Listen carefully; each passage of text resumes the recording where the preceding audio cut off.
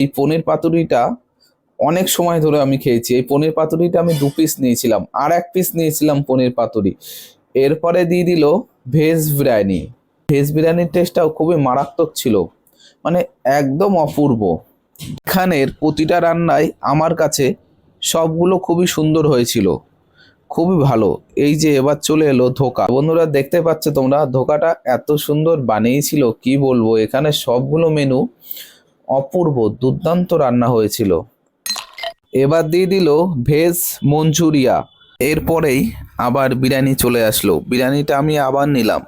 বিরিয়ানিটার টেস্টটা খুবই সুন্দর ছিল, আর এটার ফ্লেভারটা দারুণ ছিল, দারুণ, মানে টক ঝাল মিষ্টি এরকম একটা ফ্লেভার ছিল। আমার কাছে খুবই ভালো লেগেছিল ফ্লেভারটা। আর এটা ভেজ বিরিয়ানির পনির, এই যে পনিরটাও, এটার টেস্টও খুব ভালো ছিল। আর এটা একটু পনির নিয়ে আর একটু বিরিয়ানি নিয়ে